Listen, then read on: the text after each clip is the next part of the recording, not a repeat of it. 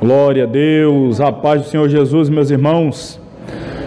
Vamos nos colocar sobre os pés, orar, dar início à nossa aula desta noite. Penúltima aula da nossa disciplina de teologia exegética. Portanto, hoje, com a ajuda de Deus, falaremos sobre paralelismo bíblico, aqui está, e também sobre hebraísmo, se o Senhor nos permitir. Vamos orar. Querido Deus e Pai, te louvamos, bendizemos e exaltamos o teu nome, por mais uma vez podermos estar reunidos na tua casa, estudar a tua palavra, aprender mais acerca da mesma, melhorar inclusive, ó Deus, a nossa capacidade de compreensão, de interpretação e consequentemente de transmissão da tua palavra. Nós desejamos ser o mais fiel possível a tua revelação para a nossa vida e para a vida daqueles que nos ouvem. Por isso te pedimos, nos ajuda mais uma vez, abra o nosso entendimento, nos ilumina, ajuda-nos a assimilar o máximo possível da tua revelação para nossas vidas. Suplicamos, rogamos a ti, em o nome de Jesus. Amém.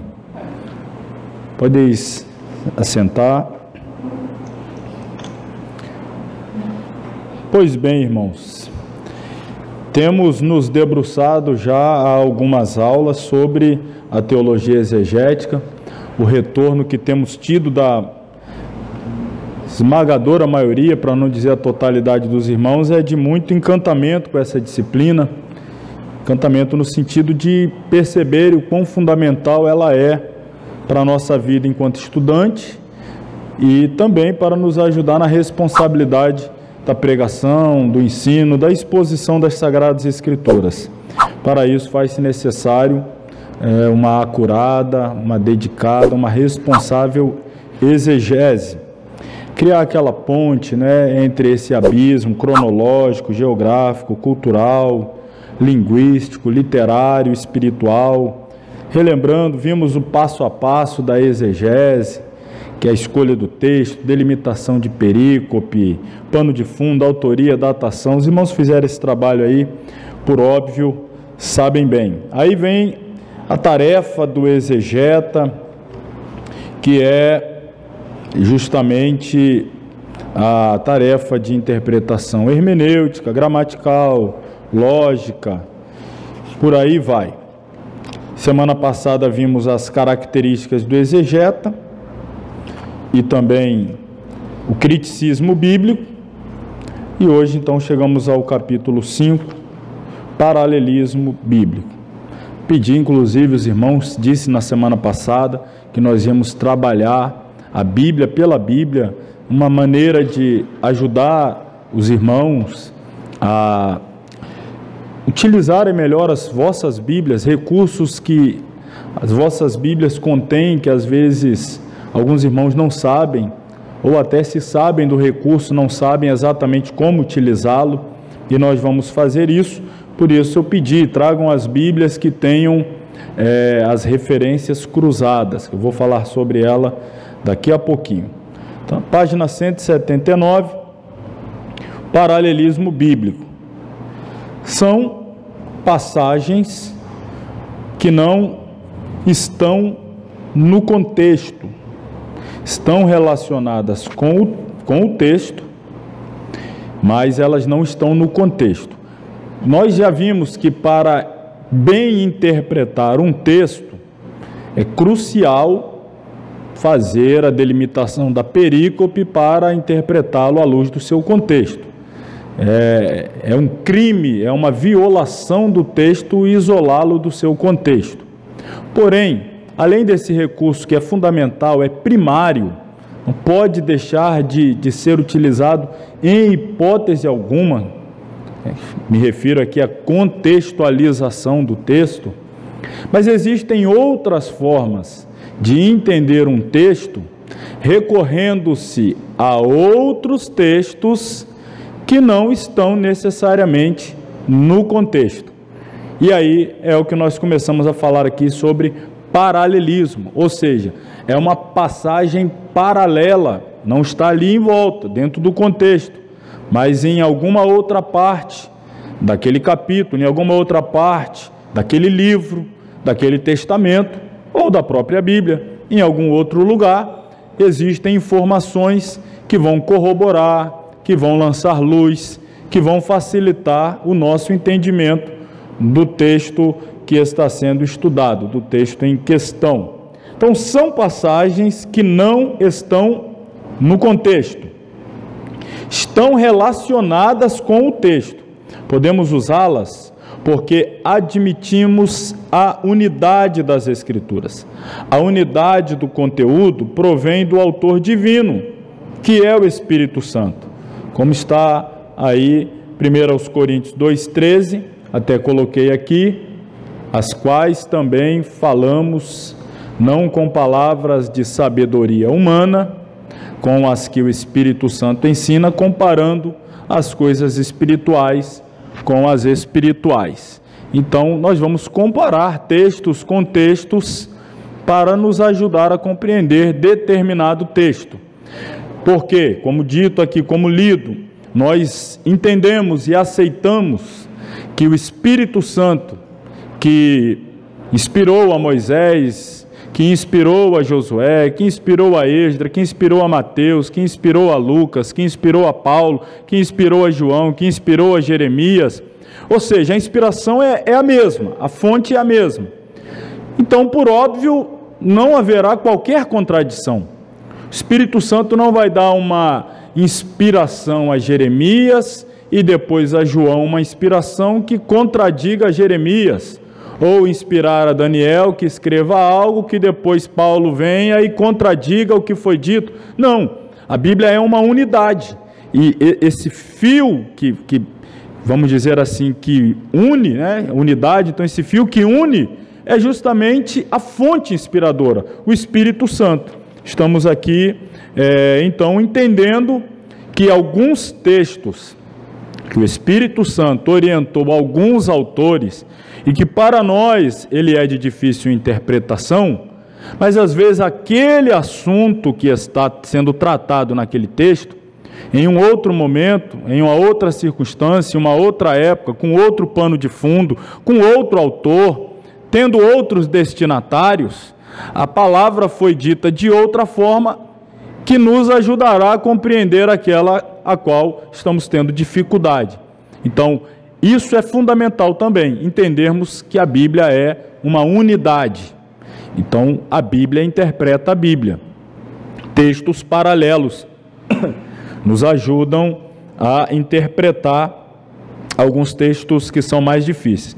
O melhor intérprete da Bíblia é a própria Bíblia. Um comentário inteiramente bíblico não faz comentário, apenas mostra as passagens paralelas, vai apontando outros textos. Então vamos começar aí aos exemplos. Trouxeram Bíblia? Eu acho que, deixa eu ver onde que eu coloquei o controle do Data Show. Alguém sabe? Vê se está aqui na frente. Não vou fazer edição não, você que está assistindo aí, é assim mesmo, viu? Segura aí, não sai daí não.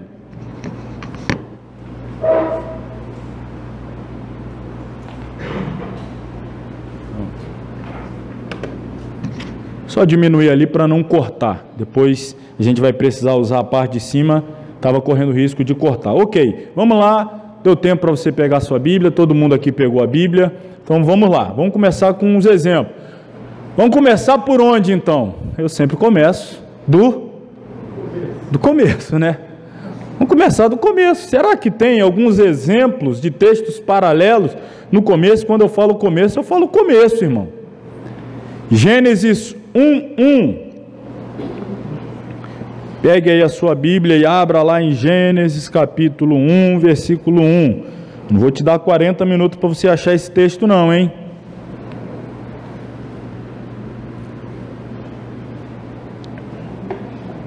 Se você, eu coloquei lá no nosso grupo, quem está em casa assistindo a aula, que são nossos alunos à distância, não viram essa minha postagem no grupo, mas deixa eu dizer, a nossa Bíblia, elas têm, a maioria delas tem uma coluna central, em outras usa-se o rodapé onde existem várias referências bíblicas que nos ajudam a entender um certo texto bíblico que está sendo estudado. O nome disso é referência cruzada. Referência cruzada. Então você pega um texto, o texto aqui em questão é Gênesis 1:1. Preciso que todos que aqui estão com as suas Bíblias, e quem nos acompanha em casa, hoje eu estou aqui interagindo também com o pessoal que nos assiste, aí faz aula à distância, porque eles não estão tendo esse acesso aqui, precisam dessa informação, ela é crucial. Referência cruzada. Então você localize aí na sua Bíblia, Gênesis 1:1, e aí você vai encontrar ou na coluna central, ou lá no rodapé, essa referência cruzada. Por exemplo, a minha tem em negrito lá, está escrito bem lá em cima, assim, capítulo 1. Aí depois vem o número 1 em negrito, que significa que a alusão é o primeiro versículo, na coluna central. E aí, tem algumas referências. Primeiro está aí, PV 8:23. Quantas Bíblias tem isso daí? Só para eu ver se irmãos estão acompanhando. Ou na coluna central, ou lá no rodapé. Isso é uma referência cruzada. São as referenciazinhas, aquelas, vamos dizer assim, é a passagem, outras passagens bíblicas que vão nos ajudar a entender alguma expressão teológica, doutrinária. Daqui a pouco a gente vai ampliar aí os paralelismos.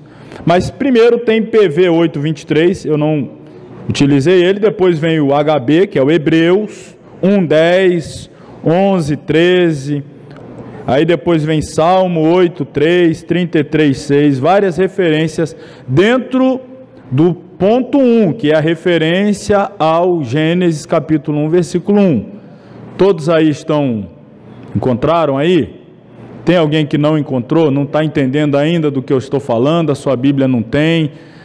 Se até agora não identificou, sinalize aí, não tem nenhuma referência cruzada?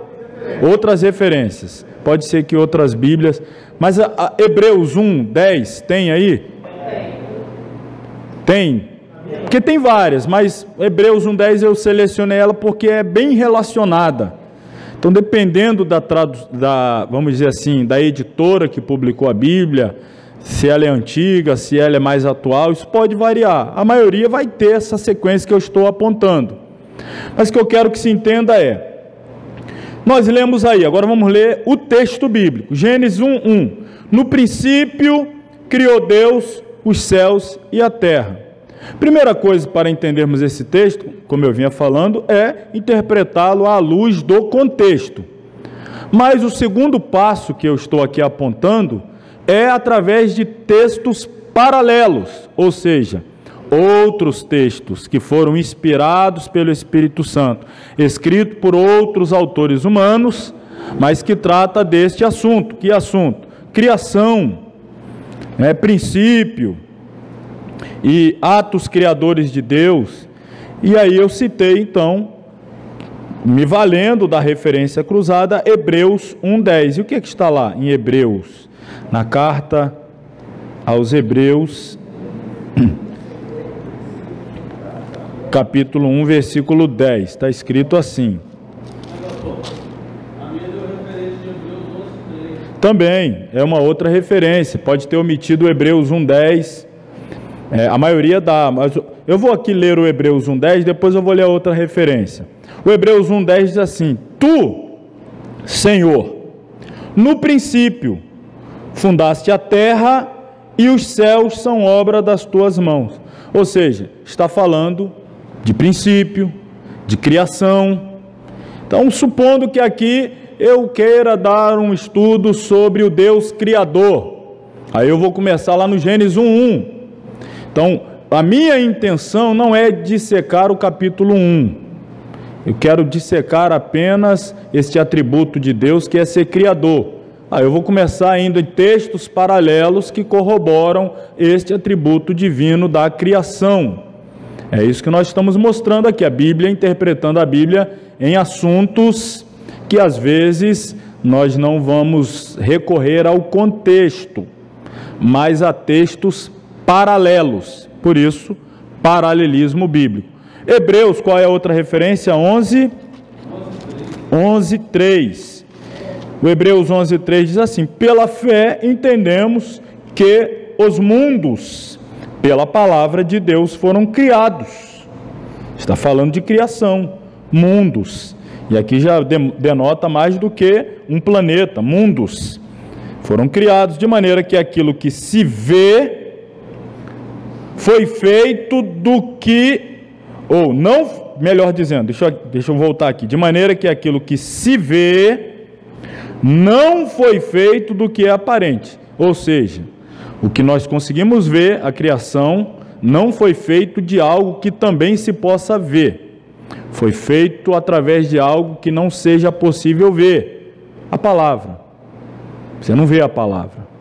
Então, pela palavra, pela fé entendemos que os mundos, pela palavra, foram criados. De maneira que o que se vê não foi feito pelo que se vê. Não teve matéria-prima pré-existente. Foi a partir do nada, ex nihilo, através da palavra. Então, olha só, esse texto aqui de Hebreus 11:3 já me ajuda a reforçar ainda mais a forma de atuação da divindade lá do Gênesis 1:1, no princípio criou Deus os céus e a terra. Se alguém já perguntasse, criou como? Aí você vai aqui em Hebreus 11:13, pela palavra. Entendemos que pela palavra. A partir do quê? Olha, o que se vê foi feito de algo que não se vê. O visível foi criado a partir do invisível, o existente a partir do inexistente. Ou seja, como vai dizer lá no contexto do nada.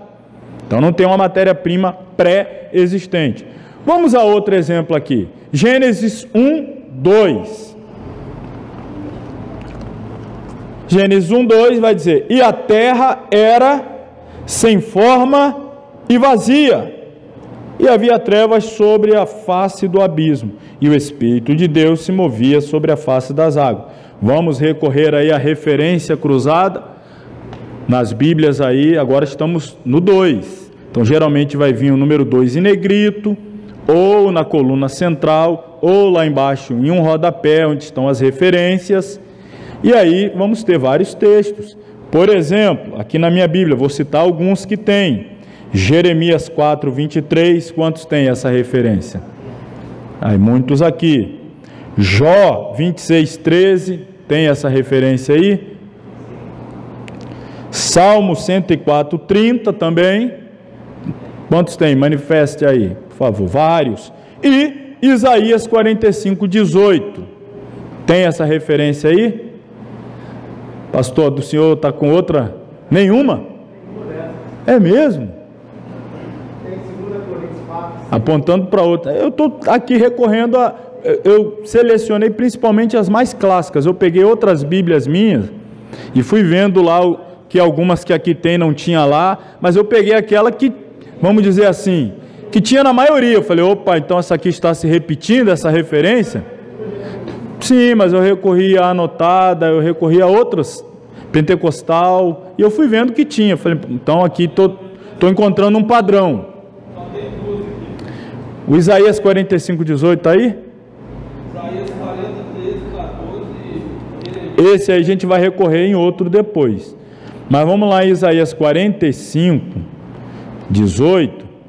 Lembrando, agora é o versículo 2. A terra era sem forma e vazia. Aí a gente vai lá em Isaías 45:18. Porque assim diz o Senhor, que tem criado os céus. O assunto, olha aí, criar céus, criação de céus. Perceba que eu não estou recorrendo a contexto, né?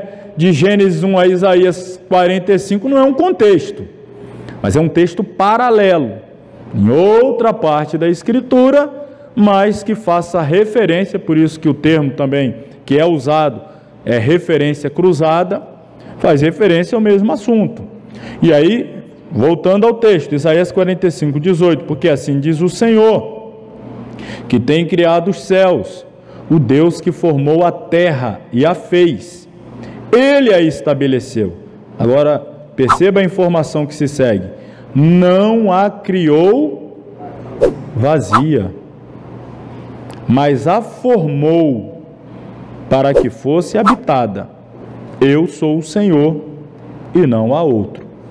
Então, espera aí, lá o versículo 2 diz: a terra era sem forma e vazia. Mas o Isaías 45:18 diz que ele não a criou vazia. Aí então agora nós estamos estudando textos paralelos e aí surge a questão. Bom, se aqui no Gênesis 1:2 diz que ela estava vazia e o Isaías 45:18 diz que ele não a criou vazia, logo algo aconteceu para torná-la vazia. Perceba que o verbo aqui, a terra era. Se você pegar outra tradução, você vai encontrar tornou-se. Tornou-se sem forma e vazia. Então algo aconteceu para que a terra que não era vazia, que não foi criada vazia, veio a ser sem forma e vazia. Não é agora o caso da gente aprofundar. Só estou mostrando como as referências cruzadas te ajudam a você ampliar o entendimento de um texto. Nós viemos falando sempre do contexto, que é o primeiro passo. Mas o segundo passo, tão importante quanto, são as referências cruzadas. E o versículo 3 do Gênesis 1. E disse Deus: haja luz, e houve luz. Nas referências aí dos irmãos tem o Salmo 33:9? 2 Coríntios 4:6? Opa, bateu aí o 2 Coríntios 4:6, né? Eu coloquei aqui o Salmo 33:9. Não é que esteja errado, não. Isso é uma questão de o editor da Bíblia fazer o seu julgamento de quais referências ele acredita serem mais pertinentes para ajudar o entendimento de um referido texto. E aí, por isso, a importância de termos várias Bíblias. Uma Bíblia tem uns recursos, outra tem outros, e você, como exegeta estudante, não vai abrir mão de nenhum recurso, pelo contrário, vai querer utilizar o máximo de recursos disponíveis. Salmo 9. Salmo 33:9, então, vai dizer: porque falou e tudo se fez, mandou e logo tudo apareceu. Lembrando que lá está escrito: disse Deus, haja luz, e houve luz. Esse texto está dizendo que Deus dá uma ordem e o que ele ordena de imediato acontece. E aí no Salmo vai dizer que o que Deus falou se fez, o que ele mandou apareceu. Mais uma vez estamos tratando do que? Do assunto poder criador, o atributo de Deus como criador. Esse é o assunto, não preso ao contexto, mas a textos paralelos. Se alguém puder depois desligar esse ar-condicionado para mim, por favor, senão depois eu vou ter um pouquinho de dificuldade. Acho que eu deixei o controle por ali. Vamos lá, vamos adiante. Começamos aí a usar os paralelismos, valendo-se das referências cruzadas. Ponto 2, página 179, diz que os paralelismos estão divididos em, primeiro, verbais, quando são empregadas as mesmas palavras ou frases. Então, expressão aqui verbal não significa apenas o verbo, mas está fazendo alusão à palavra. E reais, faltou aí o negrito em reais, mas reais é quando o mesmo pensamento é expresso ou discutido. Então, primeiro são os verbais. Vamos ver exemplo agora de paralelismo verbal. Exemplo: revestir. Peguei uma expressão que está muito nos nossos dias, né? Muitos congressos, muitos temas, louvores, canções, mensagens, ok. Então é um tema que está sendo recorrente. Nós temos visto, temos ouvido constantemente falar sobre revestir. E aí, aproveitando esse momento de revestir, de repente você chega para você um convite aí para falar sobre o revestir. E agora? Agora nós vamos fazer o uso das referências cruzadas ou do paralelismo verbal. Vamos encontrar ao longo da Bíblia palavras, textos que tratem sobre essa expressão: revestimento, revestir, revestivos, sejais revestidos, etc. Então, peguei aqui Colossenses 3:2. O que diz lá na epístola do apóstolo Paulo aos Colossenses, capítulo de número 3.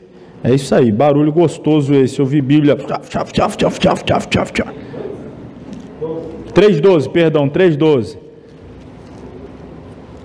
Aí está escrito assim, ó: revestivos, pois, como eleitos de Deus, santos e amados, de entranhas de misericórdia, de benignidade, humildade, mansidão, longanimidade. Poderia usar o contexto, e é bom, você vai, a primeira coisa é o contexto. Aí vamos para o próximo passo, paralelismo.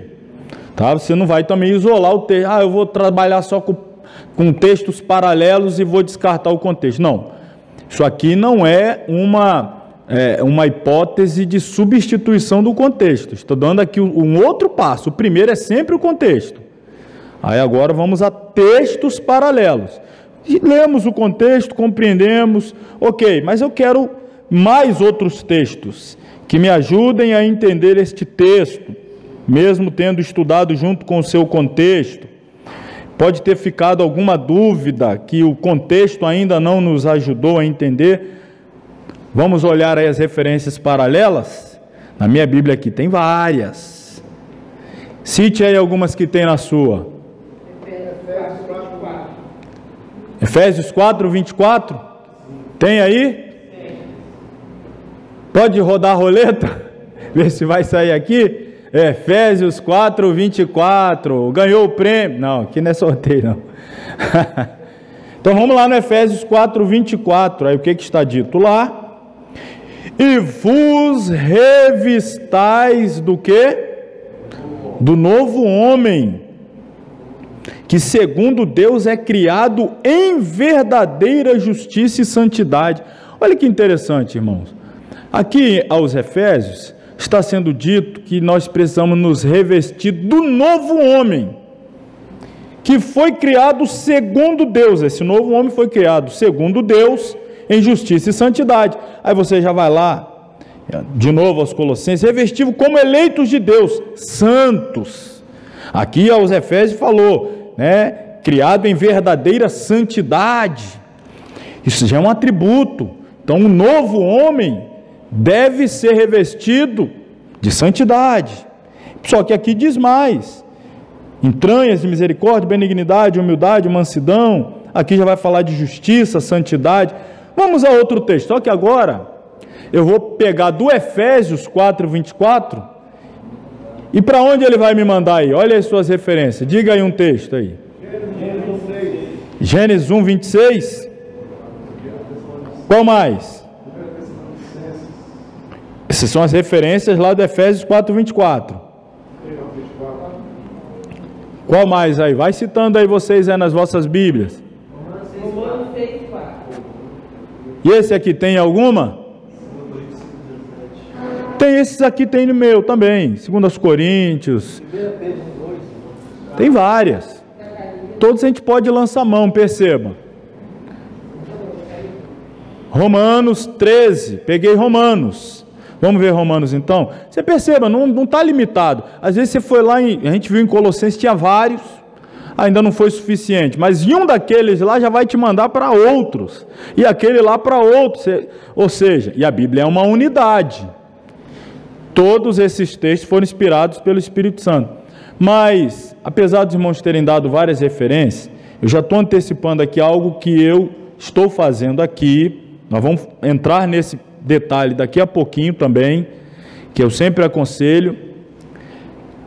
O Espírito Santo foi que inspirou do Moisés ao João, do escritor do Pentateuco, do Gênesis ao escritor do Apocalipse.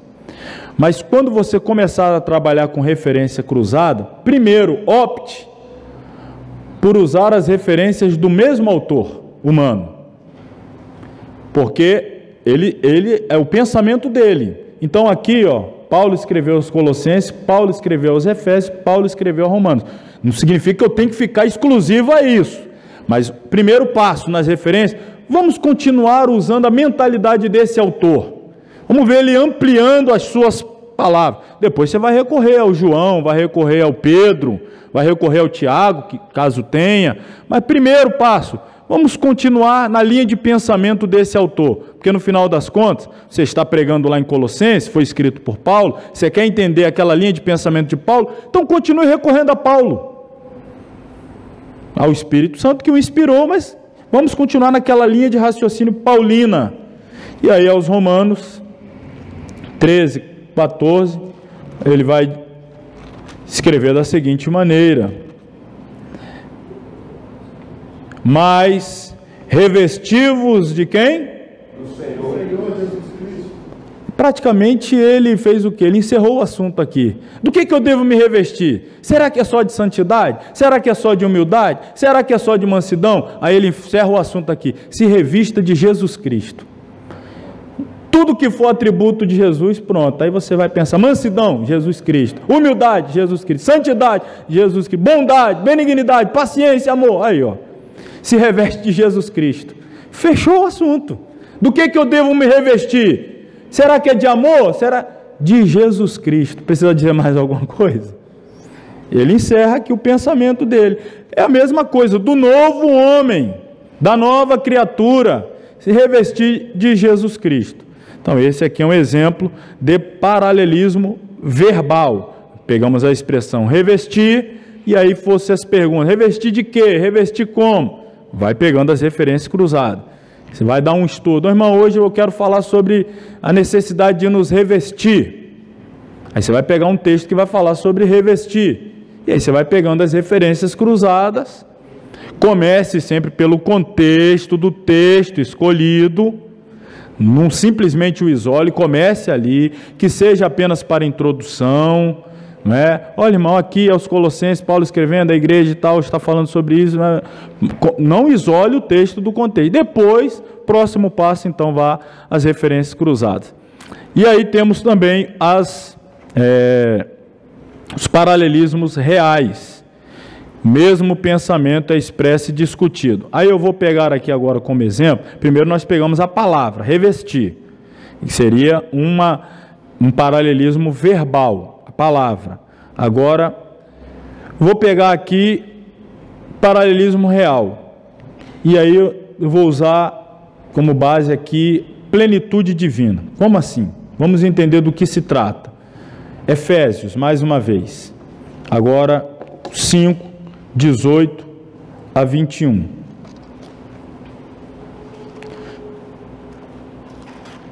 Eu acredito que a maioria de nós fazemos isso. Mas o interessante não é que a maioria, mas sim todos nós. Talvez alguém fale assim: puxa, vê o pastor, o ensinador, o professor da escola dominical, né, citando tantos textos, aquele culto de ensino que o pregador... Olha, irmão, abre aí, abre ali, abre... Nossa, da onde que ele tirou isso? Às vezes eu já estou te mostrando aqui, simplesmente usando a referência cruzada. Aí ele pegou lá da referência cruzada, deu 3, 4, 5 opções. A que se encaixou com a linha que ele quer trabalhar é o versículo tal, ou outro, e ele vai ali montando a sua mensagem, seu sermão, seu estudo.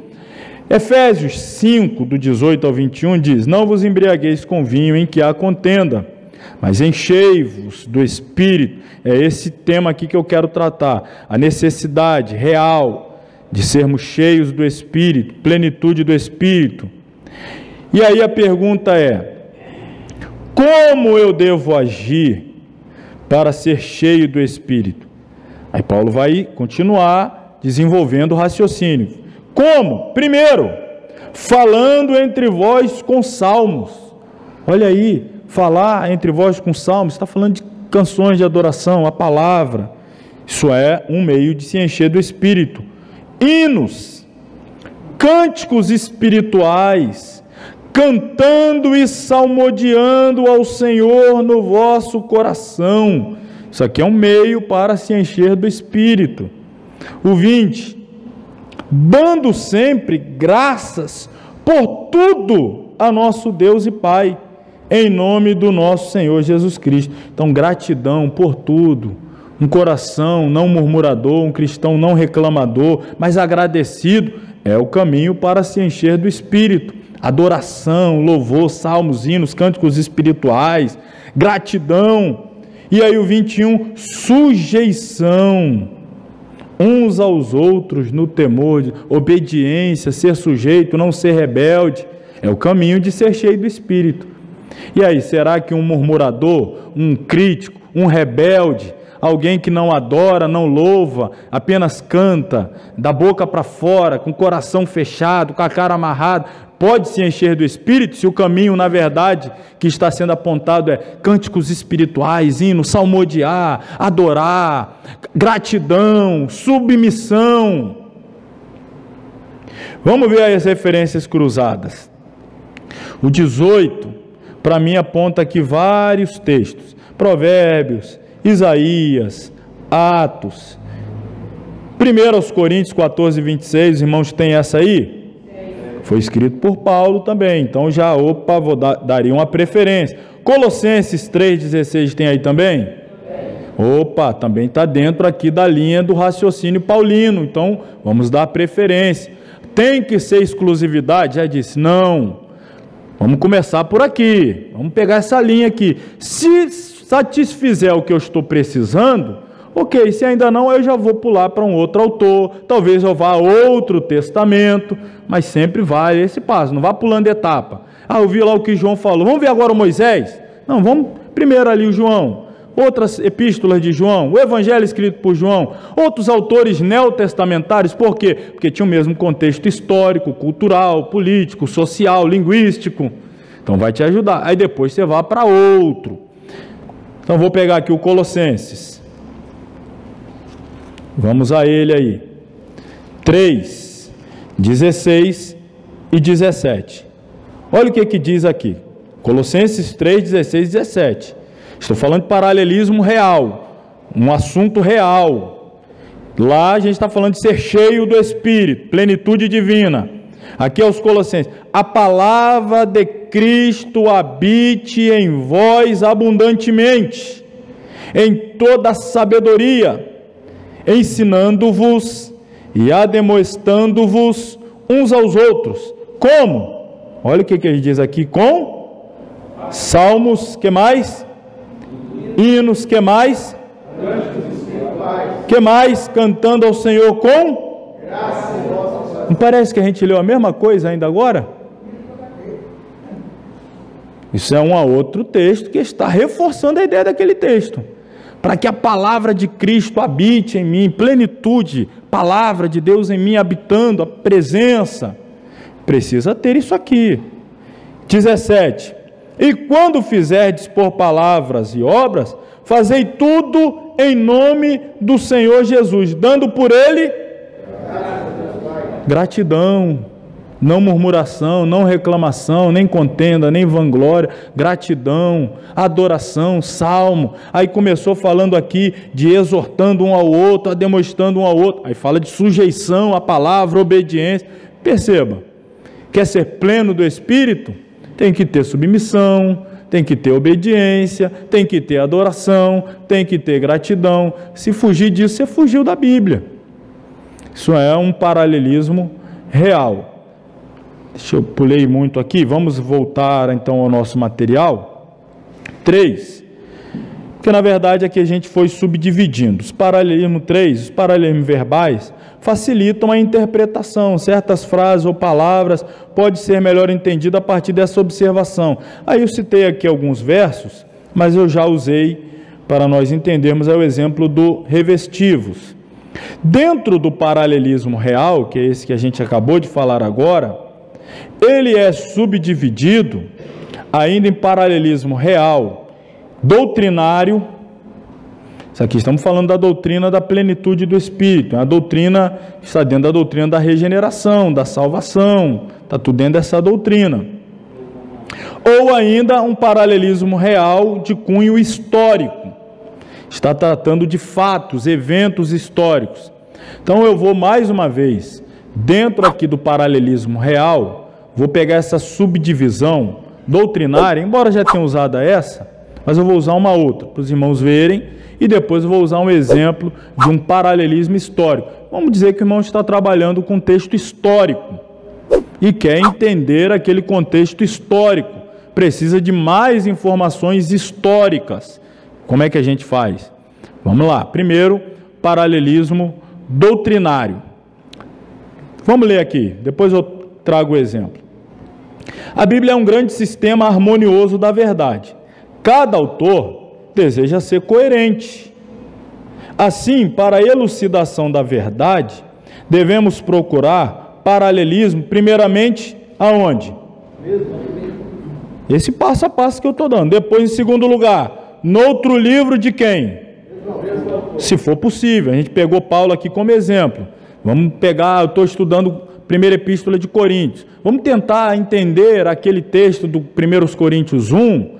Vamos ver se lá no capítulo 2, ou no 3, ou no 5. Primeiro o mesmo livro. Ainda não me satisfiz. Então vamos ver uma outra epístola escrita por Paulo. Seja lá em Romanos, seja lá em Efésios, seja lá em Colossenses, etc.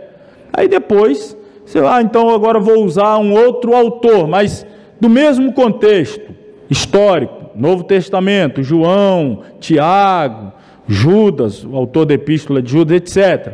Não satisfeito, aí você recorra lá a outro testamento, outros autores. Essa linha aqui, mesmo livro, mesmo autor. Em terceiro lugar, autores que têm afinidade. Aí eu coloquei como exemplo Isaías e Jeremias, Paulo e João no Novo Testamento, Isaías e Jeremias no Antigo. Em quarto, vamos ver autores que pertencem ao que? Ao mesmo período. Foram guiados pelas mesmas regras de fé e costume da época, que a gente sabe que varia, né? O costume da época lá do Pentateuco é diferente do costume da época do primeiro século da igreja. São costumes diferentes. É o mesmo Deus, é o mesmo Espírito, mas percebe, irmão, a gente está falando de contexto. Você quer entender a realidade da fé cristã? Primeiro, busque a realidade da igreja. Depois recorra lá ao Antigo Testamento, etc. Temos aí então Isaías com Oséias, Joel, Amós, Miqueias, todos são do mesmo século. Em menor grau temos Jeremias, Ezequiel, até o Daniel ali, aquela época da destruição de Jerusalém, são da mesma época. Então uma dúvida em Jeremias, quem sabe em Ezequiel, quem sabe em Daniel, porque estão ali no mesmo período histórico. E o mesmo acontece com autores do Novo Testamento, que são todos eles do mesmo século. Vamos lá, um paralelismo doutrinário, em relação à doutrina. Qual doutrina que eu vou trazer aqui como exemplo? A doutrina da hamartiologia paulina. Alguém ainda lembra o que isso significa? Hamartiologia é a doutrina do? Então vamos falar da hamartiologia paulina. Vamos lá, em Romanos 5, 12.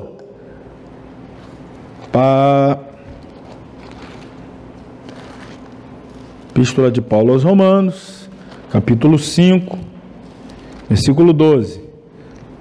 Estou gostando desse barulhinho aí, hein? Paralelismo é assim, a Bíblia vai para lá, vai para cá, vai para lá, vai para cá, e você vai anotando, vai fazendo esboço assim, daí a pouco você joga para o povo, abre aí, abre ali, abre ali, abre ali. É assim, estudo bíblico é primeiro o contexto, depois outros textos, e a coisa vai ficando bonita, porque a pessoa percebe, meu Deus, que unidade tremenda, extraordinária, o que um falou lá, o outro falou aqui, às vezes com palavras diferentes, mas 5:12. Pelo que, como por um homem entrou o pecado no mundo, e pelo pecado a morte, assim também a morte passou a todos os homens, por isso que todos pecaram. Aí nós temos referências. Olha aí a sua referência cruzada. Qual que você tem aí? Quem escreveu Gênesis? E depois qual outra referência que você tem? 1 Coríntios 15, 21? Paulo. Então, vamos dar prioridade aqui a Paulo. Não estou descartando lá, mas é o passo a passo. Vamos começar pelo pensamento. Então vamos lá, a primeira aos Coríntios 15, 21, 22. O que Paulo tem a dizer nesses versículos? Porque assim como a morte veio por um homem, olha, a mesma coisa que ele escreveu lá aos Romanos, também a ressurreição dos mortos veio por um homem. Porque assim como todos morreram em Adão, assim também todos serão vivificados em Cristo. Algumas coisas que ele não falou lá aos Romanos, mas que a gente já sabe, mas ele não foi explícito lá, aqui ele foi mais explícito. Olhe mais uma vez lá, Romanos 5,12, ele diz assim: pelo que como por um homem entrou o pecado no mundo. Alguém poderia ficar em dúvida, não é o nosso caso, a gente sabe de quem ele está falando, mas um leitor que começou agora, de quem que ele está falando? Por um homem entrou o pecado no mundo? Pelo pecado a morte? Aí aqui ele já vai dizer assim, no 21, porque assim como a morte veio por um homem, também a ressurreição dos... Perdão, é o 21, é isso mesmo. Aí o 22, porque assim como todos morrem em Adão, aí já falou quem é, o homem por quem o pecado entrou no mundo, por quem todos pecaram. Ele ajuda a ampliar, falando da ramartiologia, a doutrina do pecado. O pecado entrou por um homem. Quem é esse homem? Aí lá aos Coríntios ele diz, Adão. Se você for lá no Gênesis, você vai ver lá o pecado. É a narrativa, narrando lá o episódio, o fato da queda, da entrada do pecado. Vai te ajudar a compreender. E, falando agora então de paralelismo histórico, o exemplo que eu quero trazer é Senaqueribe, um fato histórico, cercando Jerusalém. Quando Senaqueribe cerca Jerusalém, Isaías vai narrar nos capítulos 36 e 37. Nós não vamos ler todo o capítulo. Aonde mais nós vamos encontrar essas informações? No segundo livro dos Reis, capítulo 18, versículo 13, ao capítulo 19, versículo 37. A mesma informação nós vamos encontrar no segundo livro das Crônicas, capítulo 32. Está narrando o mesmo momento histórico. Isaías, provavelmente Jeremias, o escritor do livro dos Reis, e provavelmente Esdras, o escritor das Crônicas. Então você tem o mesmo evento histórico registrado por Isaías, por Jeremias e por Esdras. Contradição? Nenhuma. Adição de informação? Bastante. Por exemplo, a gente sabe que Deus ordenou a um anjo que saísse ao arraial dos assírios e matasse ali um contingente extraordinário de homens. Alguém sabe a quantidade? 185 mil, né? Isso? Soldados foram mortos. Não são os três que trazem essa informação. Quem sabe qual deles que traz? Aonde é que está? Só um deles que traz. Vamos achar aí qual é?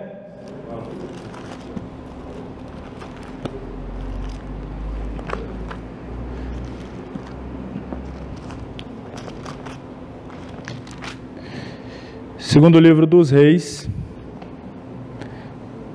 capítulo 19, versículo 35.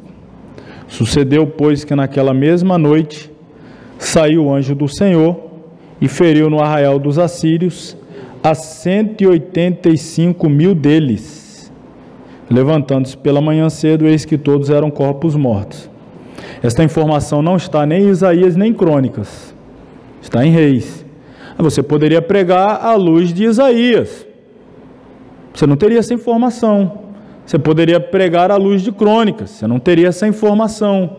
E aí, recorrendo a paralelismo, não ao contexto agora, mas ao um texto paralelo, que vai narrar o mesmo episódio histórico, você vai ter uma informação ali que não tem no outro. A gente vê isso muito, por exemplo, nos livros do Evangelho. Mateus fala, Lucas fala, Marcos fala, tem coisas que Mateus... Não tem contradição, tem adição de informação. Um autor não julgou interessante escrever aquilo, o outro julgou interessante escrever aquilo, e a mim é interessante saber de tudo. Eu quero saber de tudo, eu quero saber o que esse viu, o que esse ouviu, o que aquele leu, o que aquele falou, quero pegar tudo e aí depois eu faço aqui o meu julgamento. Ah, isso aqui eu preciso saber, isso aqui eu quero falar, isso aqui... Então, às vezes, apenas um texto não vai te dar todas as informações. O contexto não vai te dar todas as informações, mas um texto paralelo, aqui agora tratando de paralelismo histórico, teremos as informações das quais precisamos. Vamos. Então, paralelismo histórico, está aí no ponto 7, ocupam lugar importante, estou na página 179, lá embaixo, encerrando, ocupam lugar importante na interpretação do Antigo e do Novo Testamento. Temos duas narrativas paralelas na história dos judeus, Samuel e Reis, Reis e Crônicas, sempre temos esse paralelismo.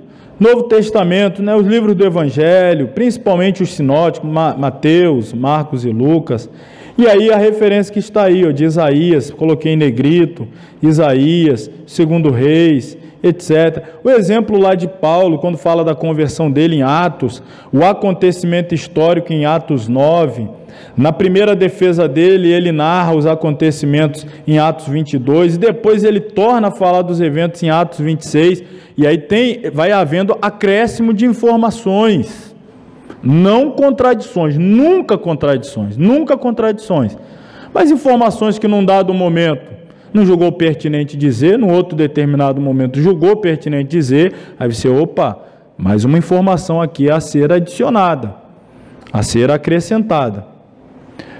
Vamos aos outros tipos de paralelismo. Há outros tipos de paralelismo que estão mais relacionados com a própria estrutura da língua hebraica, como se segue. Primeiro deles, sinonímia, de sinônimo, que significa repetir o mesmo pensamento com palavras ou expressões semelhantes, sinônimas. Exemplo, está lá no Salmo 108, verso 3. Render-te-ei graças entre os povos, ó Senhor. E aí depois vem cantar-te-ei louvores entre as nações. É praticamente a mesma coisa. Render graças entre os povos, cantar louvores entre as nações. Temos aqui então um paralelismo de sinonímia, sinônimo, de sinônimo. Peguei um outro exemplo, você vê que são muitos. Esses aqui, especialmente esses aqui da página 180, especialmente esses, sinonímio, antítese, síntese, quiasmo, esses aqui principalmente nos livros poéticos, especialmente em Salmos. A gente vai encontrar muito deles. Louvarei ao Senhor em todo o tempo. O seu louvor estará continuamente na minha boca. É a mesma palavra dita, ou melhor, é a mesma coisa dita em outras palavras. Louvar em todo o tempo, cantar louvor continuamente, na minha boca. Isso é um paralelismo, sinônimo. O outro, antítese, é o contraste, é aquele hino, seu antônimo, que é o contrário, o antônimo, é o contraste de pensamento ou uma comparação. Exemplo, o preguiçoso deseja e nada tem, aí vem o contraste, mas a alma do diligente se farta. Aqui temos antítese, caracterizada nos adjetivos preguiçoso e diligente, e por extensão no pensamento apresentado por cada frase, como no resultado da postura de cada um.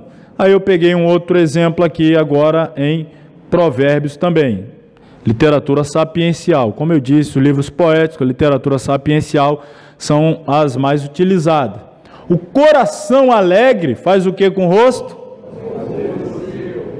Mas e a dor no coração? Fica com a cara feia, tá? Parece na cara também. Quando o coração está alegre, fica até mais bonito, até o feio fica bonito. Aí está o segredo, não precisa fazer plástica, cirurgia, basta ficar com o coração alegre. Aí já fica bonito. Por outro lado, pode fazer a plástica que for, mas se o coração tiver abatido, o espírito, a face vai demonstrar também.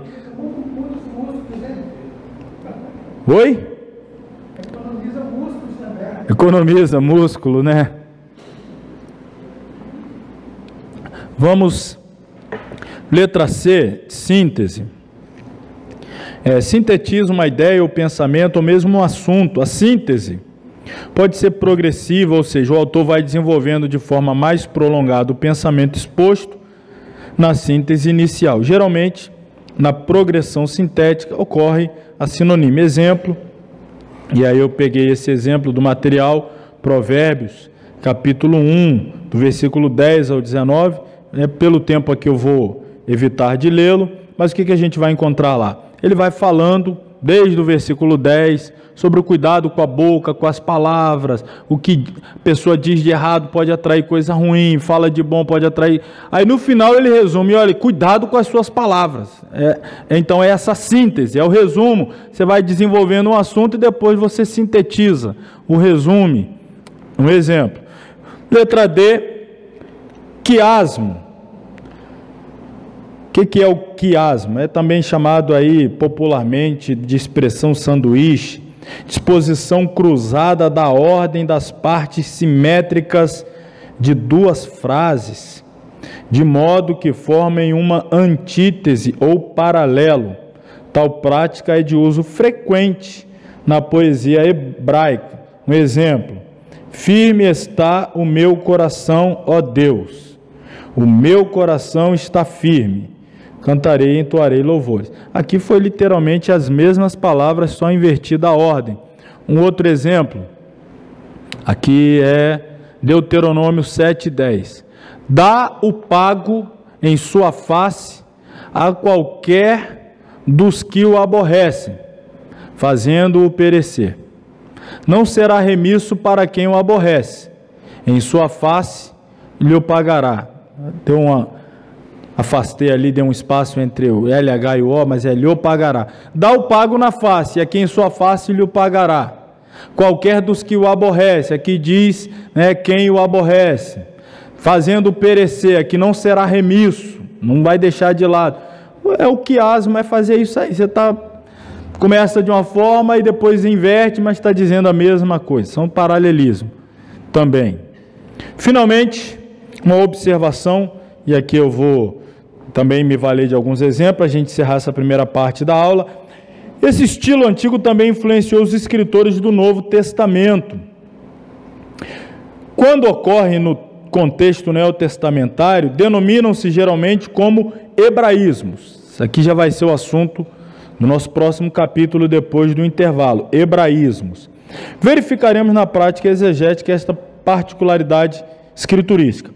Vemos aí parte da riqueza e beleza literária das escrituras sagradas. E aí então vem as dificuldades que os paralelismos podem nos apresentar.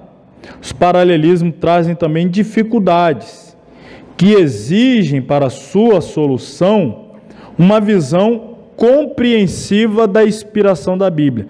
Como assim? Você vai às vezes ler textos paralelos e aí parece... E aqui eu grifo, ressalto, coloco em caixa alta, chamo a atenção para o parecem. Parecem haver contradições. Não há, mas parece. E aí, para você solucionar esse problema das aparentes contradições, você tem que compreender a inspiração da Bíblia, entender que ela é uma unidade. O Espírito Santo inspirou os escritores, mas deixou cada um se exprimir na linguagem, no modo que lhe era peculiar.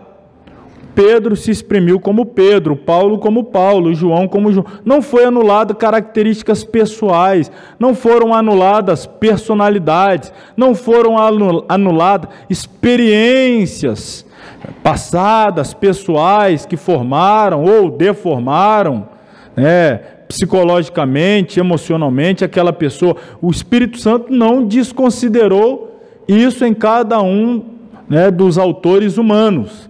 Por isso lá, Paulo escreve a sua forma, o Lucas a sua forma, o João a sua forma, o Pedro a sua forma. E aí quando você percebe cada um escrevendo a sua forma, parece haver contradição. Daí é que surgem as dificuldades. Cada escritor se impressiona com o aspecto do acontecimento, agora lidando aqui com fatos, eventos históricos. Algo chama a atenção do Mateus que não chamou a atenção do Marcos, que não chamou a atenção do Lucas. Por sua vez, o Marcos ficou impressionado com algo que não impressionou o Mateus, nem o Lucas. O Lucas ficou extasiado com algo que ele, não, isso aqui não pode deixar passar. Que para o Marcos e o Mateus aquilo ali não fez diferença. Então, dessa forma, cada um tem uma narrativa que é verdadeira, mas não completa. Um omitiu, o outro lá resolveu não omitir. Não é uma omissão, vamos dizer assim, criminosa. Isso aqui eu não vou dizer. Não julgou interessante. Lembrando que, quando Mateus está escrevendo, ele está escrevendo a judeus. Às vezes tem algo lá de uma festa judaica, que para os leitores, o público-alvo do Mateus, aquilo lá é algo muito simplório. Como Mateus diz, não vale a pena gastar tinta com isso aqui.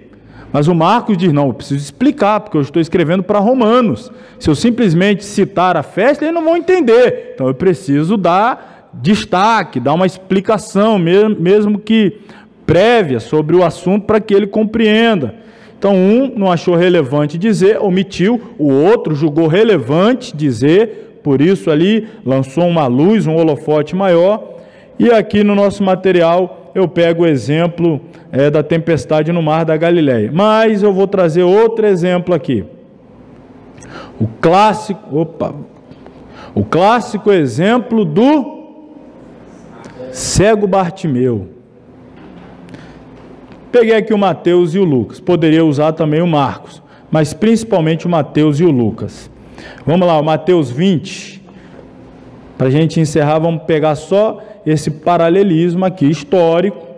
É um fato histórico, narrado por Mateus, narrado por Lucas. Mateus, testemunha ocular. Lucas, tendo escrito seu evangelho a partir de informação recebida por terceiro. Então isso você tem que levar em consideração, você precisa saber, olha, Mateus estava lá. O Lucas foi informado por outros. Então, vamos começar lendo o relato de quem estava lá. Não que isso de alguma maneira desmereça o Lucas, não. Só estou dizendo que o ponto de vista de um naturalmente diferente do outro. O ponto de vista de quem estava com o fato à sua vista é um. O ponto de vista de quem recebeu o fato pelo ouvido é outro. Você tem que entender isso daí, né? Quem viu vai narrar a partir do que viu. Quem ouviu vai narrar a partir do que ouviu. Mateus 20, 29, ele diz assim. Primeira coisa que ele diz aí é o quê? Eles estão saindo de Jericó. Já é uma informação. Saindo de Jericó. Seguiu grande multidão. E eis que... quem estava lá viu dois cegos, assentados junto do caminho, ouvindo que Jesus passava, clamaram dizendo, Senhor, filho de Davi, tem misericórdia de nós. A multidão os repreendia para que se calassem.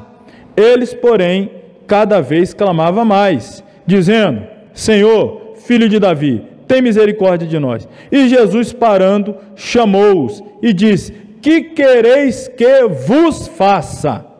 Disseram-lhe eles, Senhor, que os nossos olhos sejam abertos. Então Jesus, movido de íntima compaixão, tocou-lhe nos olhos e logo viram, e eles o seguiram. Mateus estava lá. Ele viu dois cegos. Ele ouviu os dois cegos gritando, Jesus, filho de Davi, tem misericórdia de nós. Ele viu Jesus mandar chamá-los, tragam-nos. Perguntou-lhes, e eles disseram, queremos ver. Jesus diz, vejam. E eles então tiveram seus olhos abertos e seguiram Jesus. Muito tempo depois chega o Lucas. E aí, o que houve? Houve aqui a cura de dois cegos. Fato, Mateus estava lá e viu. Aí o Lucas vai em busca dos dois cegos. Não encontra os dois. Encontra um. Ele vai registrar Eu estou entrevistando. Vem cá, me diz aí, qual o seu nome? Meu nome é Bartimeu. Então me diga o que aconteceu com você.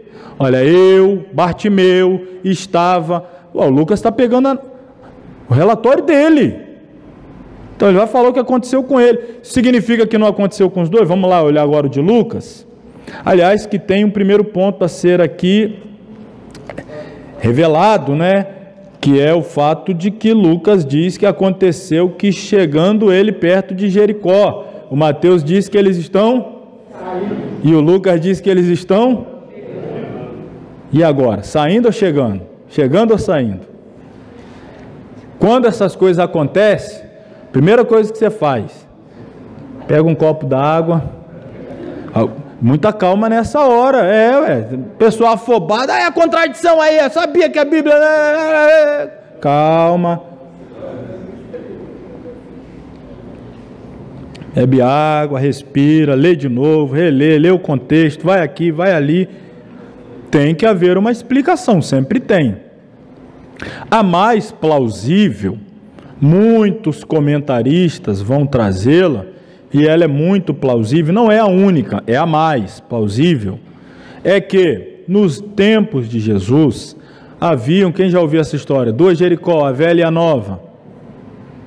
Porque Jericó, ela foi destruída, vocês lembram bem que ela foi destruída quando Josué entra e conquista aquele território. E ele impreca uma maldição sobre quem a reconstruísse. Ela é reconstruída nos tempos lá do Acabe, né, nos dias ali do Acabe, e a maldição que foi imprecada ali por Josué se cumpre. Ele diz, olha, quando lançar os fundamentos, quem reedificar, quando lançar os fundamentos, vai morrer o primogênito. Quando tiver no acabamento, vai morrer o filho mais novo. E aí, não me recordo agora o nome, claro, de quem fez, mas quando ele começa, morre o filho mais velho, primogênito. Quando ele termina, morre o mais novo. Acontece como foi ali uma imprecação, uma maldição que foi lançada e se cumpre. Mas ela foi reerguida. Nos tempos de Herodes, ele pega uma parte da Jericó e ele a embeleza ainda mais, ele a ornamenta.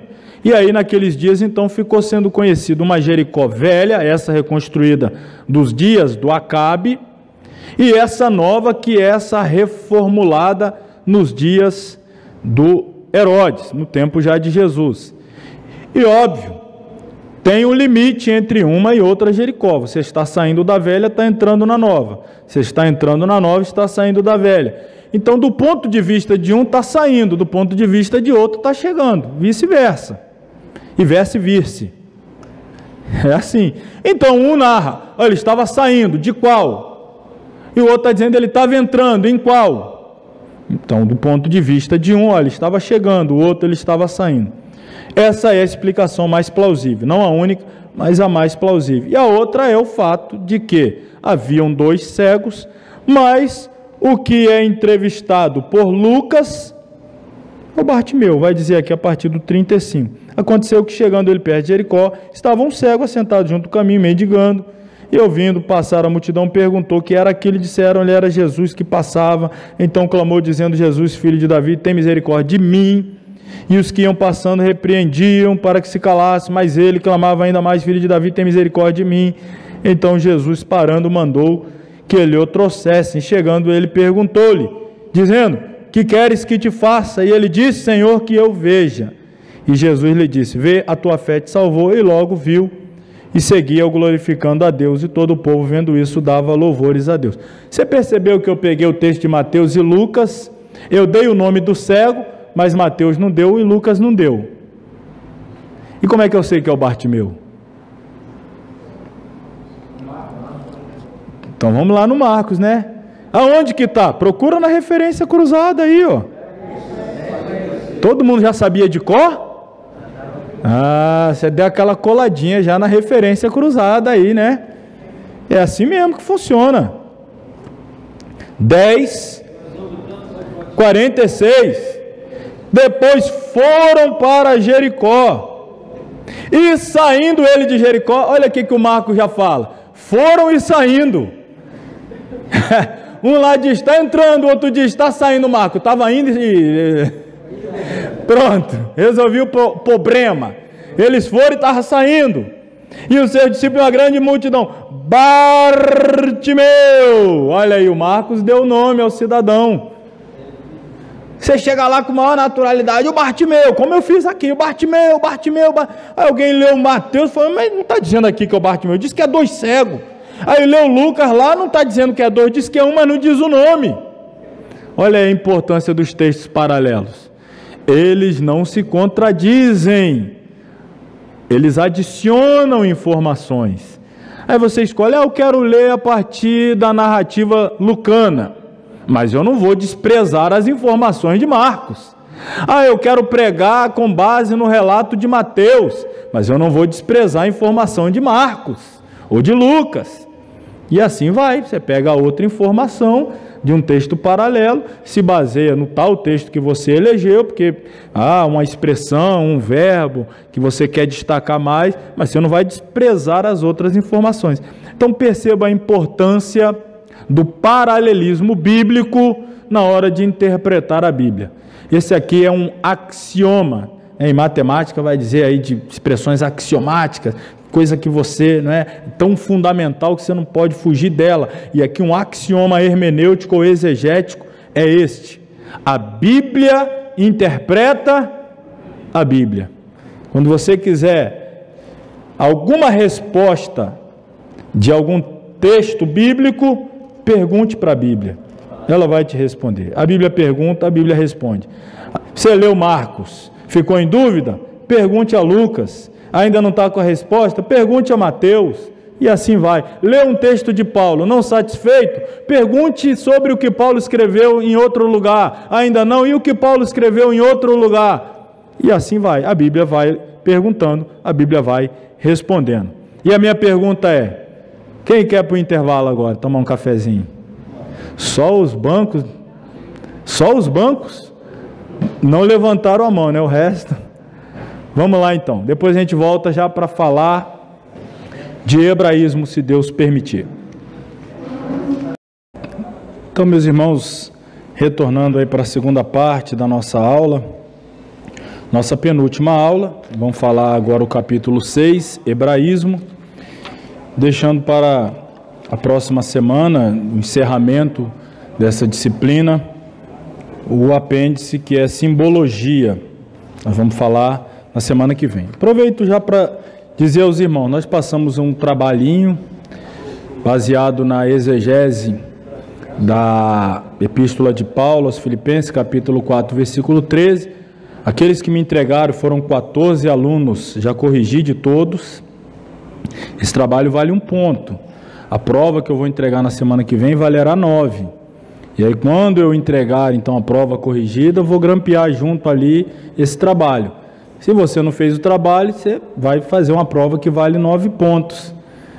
E se você fez o trabalho, está lá o trabalho, mais o ponto da prova, para então somar a sua nota. Então, até semana que vem, por favor, façam o trabalho, tragam. Semana que vem entregarei a prova. Semana que vem teremos aí o sorteio do livro, encerraremos essa disciplina, não é? Então, por favor, façam aí até a semana que vem. Como disse, 14 já me entregaram, já corrigi, não entreguei aos alunos, porque vou entregar junto com a prova corrigida, vou grampear para a gente ter a nota e entregar aos alunos depois. Vamos aí à página 182, falar agora de hebraísmo. O que é hebraísmo?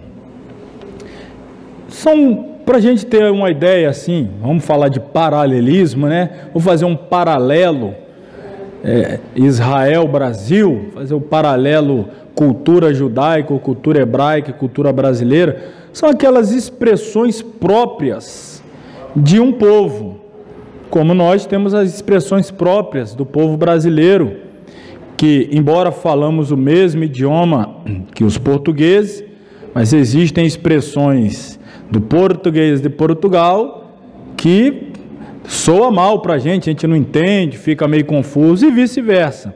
Então são aquelas expressões peculiares, particulares de um povo. e que a gente precisa saber quando se trata da Bíblia, que foi escrito pelo povo hebreu, e às vezes tem expressão que a gente traduz ao pé da letra, mas ali contém um hebraísmo, tem ali uma expressão que é própria deles. Então vamos entender. Por hebraísmo entendemos certas expressões e maneiras peculiares do idioma hebreu que ocorrem em nossas traduções da Bíblia, que originalmente foi escrito em hebraico e em grego. Como já dissemos, alguns conhecimentos destes hebraísmos são necessários para poder fazer uso devido de nossa primeira regra de interpretação. Exemplos. Em primeiro lugar, um exemplo aqui de hebraísmo. Era costume entre os hebreus chamar uma pessoa filho da coisa que de um modo especial a caracterizava, de modo que ao pacífico e bem disposto se chamava filho da paz, ao iluminado e entendido, filho da luz, aos desobedientes, filhos da desobediência, e etc. Muito comum, filhos da ira, filhos da cólera, filho de Belial, isso é próprio lá deles lá, para dar, quando usa aquela filiação. Jesus, por exemplo, quando fala de Satanás, o pai da mentira, e todas as vezes que Jesus lidava com aqueles que queriam torcer a verdade, dizia: vocês são filhos de Satanás, que é o pai da mentira, vocês são mentirosos, então por analogia, são filhos de Satanás. Então essas expressões de dar à pessoa o nome de filho de algo que o caracteriza, é uma expressão do hebraísmo, muito comum. A pessoa sábia, filho da sabedoria, e assim sucessivamente. Segundo exemplo aqui de hebraísmo, as comparações eram expressas às vezes mediante negações, como por exemplo, ao dizer Jesus: qualquer que a mim me receber, não recebe a mim, mas ao que me enviou, o que equivale à nossa maneira de dizer: o que me recebe, não recebe tanto a mim quanto ao que me enviou, ou não somente a mim, mas também ao que me enviou. Devemos interpretar da mesma maneira quando lemos: não procuro a minha própria vontade, ou somente, e sim a daquele que me enviou. Trabalhai não, ou seja, não só pela comida que perece, mas pela que subsiste para a vida eterna. Não mentiste somente aos homens, mas a Deus. Não me enviou Cristo para batizar, ou seria tanto, em primeiro lugar, ou principalmente, mas quanto para pregar o Evangelho. Nossa luta não é contra o sangue e a carne somente, e sim, ou principalmente, principados, forças espirituais do mal. Está aí as referências. Então essas expressões comuns no hebraico que a gente precisa compreender. Como já dissemos em outra parte, o amar e aborrecer eram usados para expressar a preferência em outra parte. O amar e aborrecer, expressar a preferência de uma coisa a outra. Assim é que ao ler, por exemplo, amei a Jacó, porém me aborreci de Esaú, devemos compreender preferir Jacó a Esaú. Aí quando a gente pega textos como Jesus dizendo: qualquer que amar pai e a mãe mais do que a mim não é digno de mim, é na outra expressão, aquele que não aborrece pai e a mãe. Se a pessoa levar o pé da letra, acha que tem que brigar literalmente, aborrecer pai e a mãe, quando na verdade significa dar preferência, não colocar em primeiro lugar. Deve-se amar a Deus sobre todas as coisas em primeiro lugar, depois família, igreja, enfim, aí vai a sequência. Então, o aborrecer significa a questão de não preferir. Precisamos entender, isso é muito comum, a gente percebe já desde o Antigo Testamento, como essa expressão aborrecer Esaú significa eu não preferi Esaú, eu preferi Jacó, e assim nos ajuda a compreender e interpretar melhor quando expressões assim semelhantes aparecem. Terceiro, Às vezes, os hebreus, apesar de se referirem tão somente a uma pessoa ou coisa, mencionavam várias para indicar sua existência e relação com a pessoa ou coisa a que se referiam. Por exemplo, ao dizer, a arca repousou sobre as montanhas, plural, de Ararat, que equivale a dizer que repousou sobre um dos montes, ou uma daquelas montanhas de Ararat, não em várias ao mesmo tempo, mas em uma delas. Do mesmo modo que ao lermos Mateus 24:1, que se aproximaram dele os seus discípulos para lhe mostrar as construções do templo. Seria singular a construção. Sabemos que um deles, como intérprete do sentimento dos outros, lhe mostrou os edifícios do templo, e ao dizer, lá em Mateus 26:8, que indignaram-se os discípulos pela perda do unguento, dizendo para que esse desperdício, sabemos por João que foi um deles, a saber, Judas, que sem dúvida, expressando o pensamento dos demais, disse, para que esse desperdício.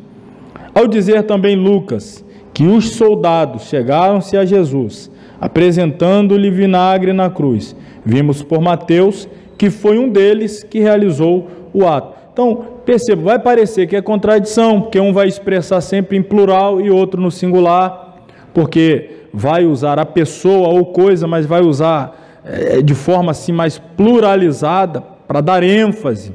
Então, todas as multidões, toda Jerusalém, Judéia e tal, iam até o Jordão para ouvir a João. Isso não é também literal, isso é uma expressão de hebraísmo. A gente usa expressões semelhantes, é chamado de hipérbole. Quando a igreja está muito cheia, o culto aqui, e aí o templo está bem cheio, alguém que não veio te pergunta, e aí, quem foi? Você vai dizer o quê? Todo mundo foi. Como se o mundo todo tivesse aqui. E o pior é quando é o inverso, você vem, aí tem 40 pessoas, e aí? Ninguém foi. Nós chamamos outro ali de ninguém. Não foi ninguém. Ainda fala que os outros não é ninguém.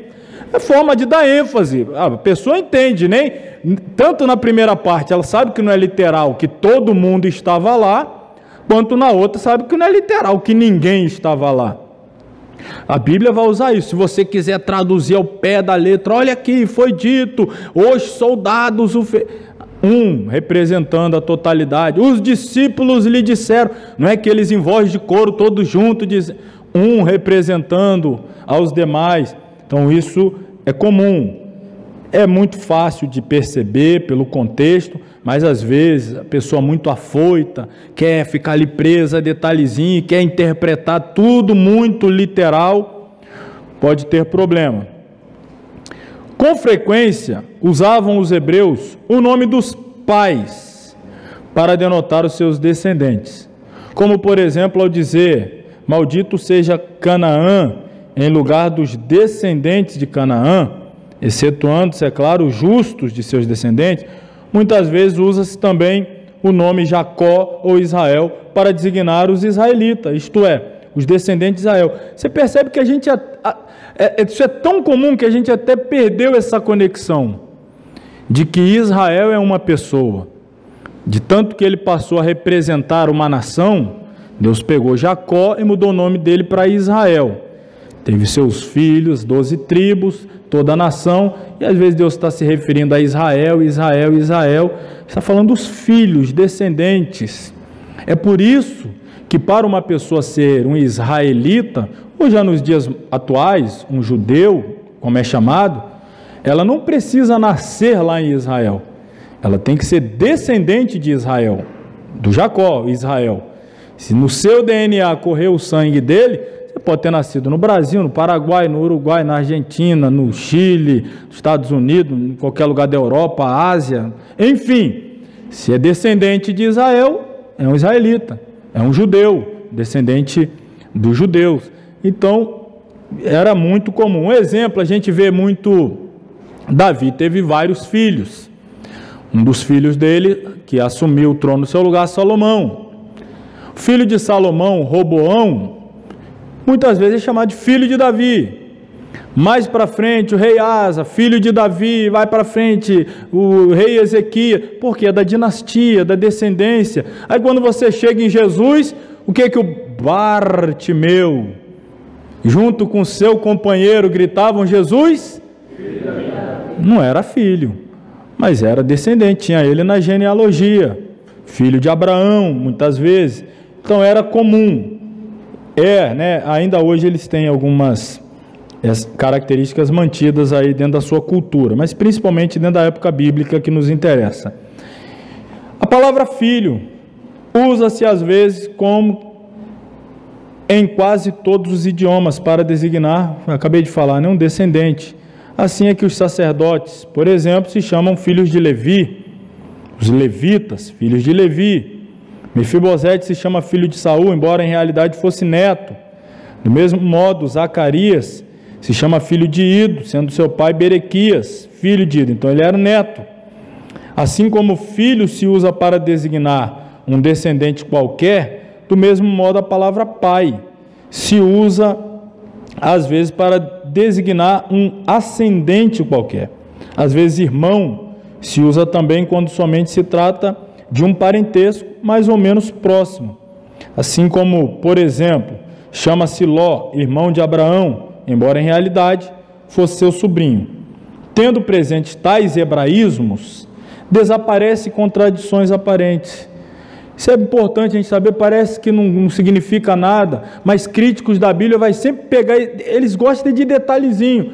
Aqui, o Abraão não era tio de Ló, por que está dizendo aqui Abraão, irmão de Ló? Era irmão, não era filho, não era sobrinho. Isso é um hebraísmo, às vezes você não chega um menino na rua: ô meu filho, vem cá, é seu filho? Mas você chamou ele: oi meu filho, vem cá meu filho, é seu filho? E fora aquele monte de gente que te chama de tio, né? Ô tio, ô tio, ô tia, e aí, é seu sobrinho, é sua sobrinha? Hoje você ouviu isso, né? Eu ouvi, estou chegando primeiro: ô tio, eu sabia que você era filho da minha irmã, não sabia não, nem me contou nada. É nosso idioma, a gente faz isso o tempo todo, eles fazem, chamar de irmão, pelo parentesco, pela proximidade, chamar de pai. As expressões lá, o Eliseu, quando Elias era meu pai, o Elias era pai do Eliseu, é aquela ascendência espiritual, era um pai espiritual, isso era comum acontecer. Por que nós precisamos saber? Repito, por causa dos críticos, que às vezes quer ficar apegado a esses detalhezinhos, aí você vai usar o mesmo recurso. A gente não faz isso no nosso idioma, na nossa língua aqui na linguagem popular, do dia a dia, do corriqueiro. De vez em quando a Bíblia, ela não fica restrita a uma linguagem muito polida, muito clássica. Às vezes também as expressões do dia a dia, do cotidiano do hebreu, elas sobressaltam, e a gente percebe aí. Além dos hebraísmos referidos, ocorrem outras singularidades na linguagem bíblica, certos quase hebraísmos, que precisamos conhecer para a correta compreensão de muitos textos. Referimos-nos ao uso peculiar de certos números, de algumas palavras que expressam fatos realizados ou supostos e de vários nomes próprios. Exemplo, certos números determinados usam-se às vezes em hebraico para expressar quantidade indeterminada.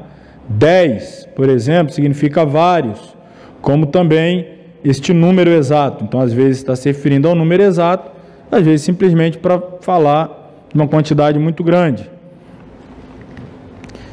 40 também significa muitos. E aqui vai uma explicação. Deixa eu dar uma adiantada aqui nesse dos números, que tem outros pontos que a gente vai precisar destacar. 7, 70 se usam para expressar um número grande, completo, ainda que indeterminado. E segue alguns exemplos.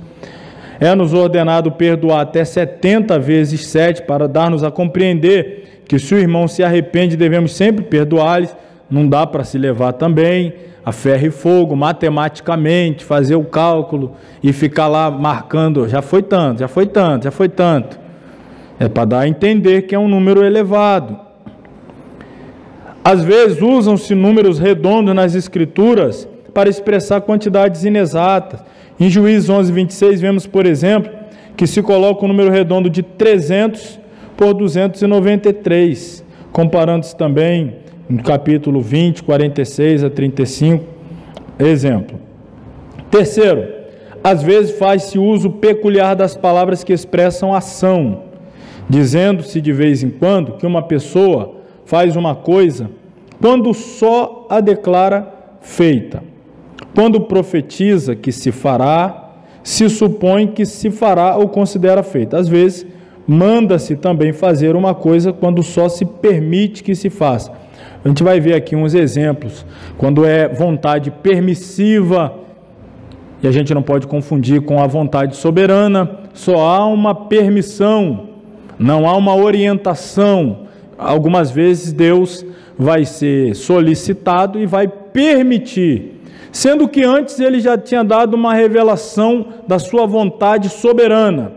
Só que a insistência faz com que ele dê uma permissão. Alguém poderia dizer, ele se contradisse, primeiro falou uma coisa, depois outra. Não, ele revelou a soberana e depois deu a permissiva. Nós vamos ver isso aqui. Por exemplo, toma aí, Levítico 13, por exemplo, diz que o sacerdote limpa o leproso, quando apenas faz o quê? O declara limpo. Esse aqui é clássico. Segundo aos Coríntios 3:6, lemos que a letra, significando a lei, mata. Quantos, né? Vai usando, a letra mata. Aí diz que não pode estudar teologia. Não... Tem gente que não pega nem na Bíblia porque a letra mata. Já é desculpa dele. Quando na realidade, o que a lei faz? Declara que o transgressor deve morrer. A letra mata, ali, se você ler o contexto, está significando que a lei vai dizer, olha, transgrediu a lei, qual é a pena, qual é a sentença? Morte. Dava sentença, a lei dava ali o que deveria acontecer. Não está significando que a palavra de Deus, o estudo da palavra, a leitura vai matar alguém. Em João 4, 1 e 2, disse que Jesus batizava mais discípulos que João, quando só ordenava que fossem batizados. Pois justamente em seguida está lá, né, entre parênteses, dizendo, se bem que Jesus mesmo não batizava, e sim os seus discípulos. Lemos também que Judas adquiriu um campo com o preço da iniquidade, embora só fosse proveniente dele, entregando aos sacerdotes o dinheiro com que compraram o dito campo. Vocês lembram? Judas foi lá, traiu Jesus por 30 moedas, recebeu, depois se arrepende, lança a moeda de volta lá para os sacerdotes, vai se matar. Aqueles sacerdotes não querem lançar aquele dinheiro de sangue de volta lá no gasofilácio, nas ofertas, mas resolve comprar um campo aí para refugiados, para estrangeiros, um cemitério, para ser usado por pessoas de fora da comunidade judaica. E aí é dito na Bíblia que Judas comprou com o preço da sua traição, mas na verdade foi o dinheiro dele que, sendo devolvido e não aceito a devolução, foi usado para esse fim. Isso é mais um hebraísmo. Ao dizer o Senhor ao profeta Jeremias, hoje te constituo para arrancar, para destruir e arruinar, não colocou Deus para executar essas coisas, literalmente, mas profetizou. Ele disse que profetizou que Babilônia entraria, derrubaria, destruiria, arrancaria, e Deus diz, eu te constituo para você fazer, mas ele não fez, ele profetizou e a Babilônia fez.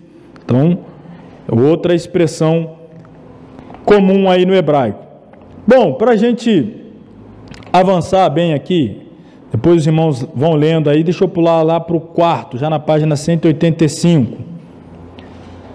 Na interpretação das palavras das Escrituras, é preciso ter presente também que se faz uso muito singular dos nomes próprios, designando-se, às vezes, diferentes pessoas com o mesmo nome, diferentes lugares com o mesmo nome, e uma mesma pessoa com nomes diferentes. Por exemplo, estou na página 185. Oi. 185 tem não. Qual é o número aí? Desculpa, então.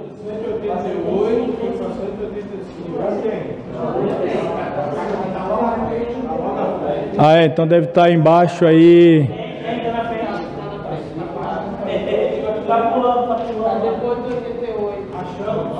Então foi na hora que colocou, então aí colocou invertido. Alguns devem estar com essa.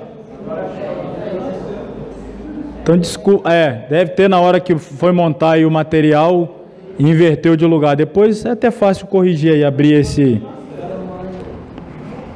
Vamos lá então. Pessoas diferentes designadas com o mesmo nome. Faraó. Faraó era um título. Então às vezes se dizia lá o faraó, o outro faraó. Dos tempos lá de Moisés já tinha alguns faraós. Moisés quase tornou-se um faraó. Você vai chegar nos dias de Jeremias, o pessoal já está querendo se associar a um faraó por sobrenome Neco, faraó Neco. Então já é outro faraó. Então você percebe aí, o faraó é um título. Às vezes a pessoa acha que é um nome pessoal. Tem vários outros assim que são títulos. Aqui, Abimeleque, que significa meu pai é rei, parece haver sido um nome comum dos reis filisteus. Agag era também um título dado aos reis dos amalequitas. Perceba, Faraó ao grande líder egípcio, Abimeleque a grandes lideranças lá dos filisteus, Agag a um grande líder amalequita, Ben-Hadad a um grande líder sírio, César era o nome também. Hoje a gente tem muito com o nome próprio César, mas na verdade era o título romano de César. Isso é interessante saber. A gente vai ver daqui a pouquinho, por exemplo, o Herodes, que também era um título, porque às vezes você vai ler na Bíblia lá que o Herodes morreu e daí a pouco está falando do Herodes de novo. E aí é profetizado que ele ia morrer e ele morre outra vez, depois aparece de novo. Por exemplo, quando Jesus nasce, aí vem lá aqueles sábios do Oriente procurando, chega até Herodes, onde está aquele que é nascido rei dos judeus? Aí eles orientam e tal, vai até lá, volta por outro lugar porque descobrem por divina revelação que na verdade Herodes queria matá-lo. Aí Jesus, junto com seu pai adotivo e sua mãe, fogem para o Egito. Aí está escrito lá, depois que chegou a notícia que Herodes morreu, aí então eles retornam para a terra de Israel. Aí daí a pouco você está vendo lá o Herodes conversando com Jesus. Mas não tinha morrido lá atrás? Aí o Herodes manda matar o João Batista. Depois, já no Atos dos Apóstolos, o Herodes morre comido de bicho. Depois lá na frente, já no final do livro de Atos, Paulo está fazendo a sua defesa diante de Herodes. Se você acha que é um nome próprio, pessoal, você fica, mas rapaz, esse Herodes era duro de matar, hein?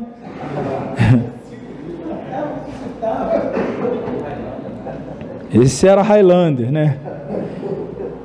Já é o parágrafo que se segue. No Novo Testamento se conhece diferentes pessoas sob o nome de Herodes. Herodes o Grande, assim chamado na história profana, foi quem, sendo já velho, matou as crianças em Belém. Morto este, a metade de seu reino, Judéia e Samaria inclusive, foi dada a seu filho Arquelau, a maior parte da Galiléia, seu filho Herodes o tetrarca. Esse termo tetrarca é porque todo o território que antes estava sob domínio de Herodes o Grande foi dividido em 4 partes, chamada de tetrarquia. O tetra de 4, palavra grega, tetra. Então 4 partes. E um dos filhos dele ficou com uma dessas partes, uma tetrarquia. Este era Herodes. Este aqui, como está dito aí, o tetrarca, e outros, ficou com parte da Síria e outro da Galiléia. Depois veio um terceiro, Filipe Herodes. Foi Herodes o tetrarca quem decapitou a João Batista e zombara de Jesus em sua paixão.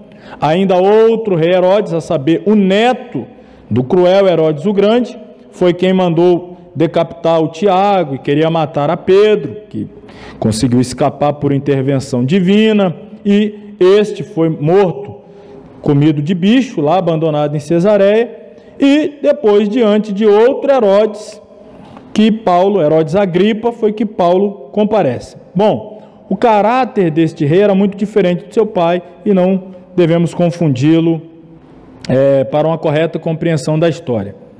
Levi, em Marcos 2,14, é o mesmo que Mateus. A maioria de nós sabemos. Tomé e Dídimo são uma mesma pessoa. Tadeu, Lebeu e Judas são os diferentes nomes do apóstolo Judas, não o Iscariotes.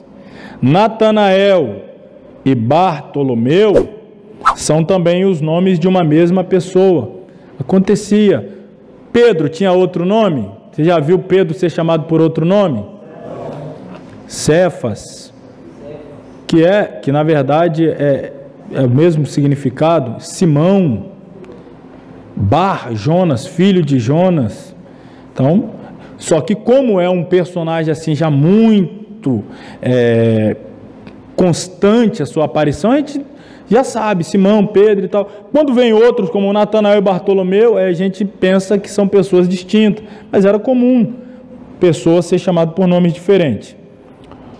Lugares diferentes designados com o mesmo nome. Duas cidades chamam Cesareia, Cesareia de Filipe, na Galiléia, e Cesareia situada no mar Mediterrâneo. Mais para frente, também se mencionam duas Antioquias, a da Síria, onde Paulo e Barnabé iniciaram seus trabalhos e onde os discípulos pela primeira vez foram chamados de cristãos, e uma outra Antioquia, a da Psídia, a qual se faz referência em Atos 13, 14. Outra coisa que era comum naquela época, dar nomes de cidade em homenagem a grandes líderes. Por exemplo, houve um grande líder do período intertestamentário chamado Antíoco, e algumas cidades conquistadas por ele tinham esse nome, Antioquia, na Síria, outra Antioquia, na Psídia. A cidade mesmo de Filipos é em homenagem ao pai de Alexandre o Grande, chamava Filipe da Macedônia, teve o nome da cidade. Outras cidades, aqui, Cesareia, em homenagem a César, aí você vai ter várias Cesareias, então tomar cuidado para não fazer estas confusões. O mesmo nome que designa uma pessoa e a um lugar. Magog, por exemplo, é o nome de um filho de Jafé, sendo também o nome do país, ocupado pela gente chamada Gog, provavelmente os antigos citas, hoje chamados de tártaros, dos quais descendem os turcos. Uma mesma pessoa e um mesmo lugar com nomes diferentes, Horebe e Sinai. Isso aqui causa muita confusão. Monte Horebe, Monte Sinai, são nomes de diferentes picos de uma mesma montanha. Porém, às vezes, um ou outro destes nomes designa a montanha inteira. Você quer ver outro muito comum? É esse aqui, ó, o Lago de Genezaré. Chamava-se antigamente Mar de Quinerete, depois Mar da Galileia ou Mar de Tiberíades. Não são quatro, é o mesmo, que na verdade nem mar era, ou é ainda até hoje, é um grande lago. Mas, por exemplo, nosso estado do Espírito Santo ele é banhado por um oceano, o Oceano Atlântico. Mas quem está de frente do Oceano Atlântico, esse mar aí, em Itaparica vai dizer, o mar de Itaparica. O outro está em Itapuã, o mar de Itapuã. O outro está lá na Praia da Costa, vai dizer que passou a ponte, já vai dar o nome de Camburi e tal. É o mesmo. Mas dependendo de onde a pessoa está, ela vai dar o nome àquele mar. Então, na cidade de Tiberíades, qual é o nome desse mar? Aqui é o mar de Tiberíades, isso aqui é nosso. Você está lá em Cafarnaum, vai chamar para o nome deles, Quinerete e assim sucessivamente. Então, não são diferentes mares, né, ou lagos, na verdade, mas são diferentes nomes para o mesmo. Pula aí, o Mar Morto. Na Bíblia, às vezes é chamado Mar da Planície, por ocupar a planície onde estava a cidade de Sodoma e Gomorra. Às vezes o termo é Mar de Arabá, e ainda Mar Salgado. Você já sabe por quê, né? É o mais salgado de todo o planeta. Morrer afogado no Mar Morto ninguém consegue. A densidade dele, pela quantidade de enxofre, de sal, a pessoa não afunda lá. De vez em quando você vê aí umas fotos pessoal boiando e tal. É o Mar Salgado. O Mediterrâneo, chamado às vezes, aliás que na Bíblia você não vai ver o nome Mediterrâneo, mas você vai encontrar Mar dos Filisteus, que viviam lá nas suas costas, Mar Ocidental, porque ficava, né, obviamente ali a oeste, então ocidental, e com mais frequência o Mar Grande, porque em comparação com o tal mar da Galileia, que não é um mar, o Mediterrâneo é um mar, aí eles chamavam de o mar grande, e esse realmente um mar. A Terra Santa, quantos nomes, né? Canaã, terra de Israel, terra da Judéia, Palestina, terra prometida, etc. Para fechar, irmãos, um cuidadoso conhecimento do referido uso peculiar dos nomes próprios não só favorece a correta compreensão das Escrituras em geral, como faz, olha isso aqui é importante, desaparecer contradições que a ignorância encontra em diferentes passagens da Bíblia. E é assim que nós devemos considerar sempre, por mais conhecimento que qualquer um de nós possamos ter.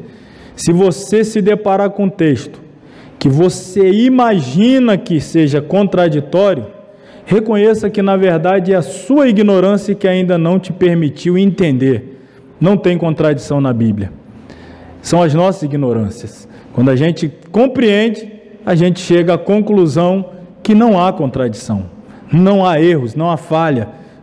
Falta-nos às vezes o recurso do conhecimento. Então, esses conhecimentos aqui do hebraísmo que eu estou te passando, nos ajuda a compreender um pouco disso. Pois bem, assim encerramos a aula dessa noite. Semana que vem encerraremos a nossa última aula dessa disciplina, a quinta disciplina, que fecha esse módulo, falando da simbologia. Lembrando mais uma vez, né, irmão, que a gente vem trabalhando diferente no curso médio, ao invés de cada mês um livrinho, e aí os irmãos pagando os livrinhos, a gente, para reduzir os custos que se elevaram muito pós-pandemia, colocamos 5 disciplinas em um material chamado de módulo 1 e mais 5 disciplinas em outro material chamado módulo 2. Então a gente está encerrando o módulo 1, estudamos 5 disciplinas, por isso que eu orientei ali no grupo da importância de fazer o acerto desses 5 já estudados, para que na próxima semana já comece a distribuir entre os irmãos o próximo módulo. Ficaremos 2 semanas aí sem ter aula, já expliquei na semana passada, estaremos ausentes por 2 quartas-feiras, mas eu já vou entregando o material na semana que vem, para você já dar uma olhadinha, porque o próximo assunto, tanto quanto esse aqui, vai nessa pegada aqui do hebraísmo. Vamos falar da cultura judaica, introdução à cultura judaica. Eu tenho certeza que vocês vão gostar, dentro dessas 2 semanas de férias, dar uma olhadinha lá, e aí semana que vem já espero ir distribuindo para os irmãos que estão com as suas mensalidades, né? Tudo ok, e já podem então receber. Vamos encerrar mais esta aula com uma oração, agradecido a Deus e agradecido aos irmãos aí pela paciência de cada semana, que Deus recompense, viu? Senhor Deus e Pai, nós te louvamos nessa noite, agradecemos por mais esta aula que agora estamos concluindo, por tantas revelações que hoje recebemos, aprendizado, da forma como melhor entender a Tua Palavra, usar os recursos que estão à nossa disposição, textos paralelos, elucidativos de textos mais complexos, dando-nos, assim, a faculdade de compreender melhor a Tua revelação, uma compreensão ainda que mínima da cultura dos judeus no que tange a sua linguística, o hebraísmo, também, ó Deus, para nós é de suma importância para, de forma coerente, interpretarmos a Tua Palavra e também defendê-la diante dos críticos que, de forma muitas vezes irrefletida ou irresponsável, querem acusar a Tua Palavra de qualquer contradição, as quais temos a plena e convicta certeza de que não há. Nós precisamos estar, portanto, preparados para ensinar tudo aquilo que o Senhor está nos dando a compreender. Para a glória e honra do Teu nome, nós oramos a Ti em nome de Jesus. E pedimos que o grande amor de Deus, a graça do Senhor Jesus Cristo, a comunhão do Espírito Santo, sejam com todos que amam e aguardam a volta de Jesus. Todos digam amém. Amém. Deus abençoe a todos.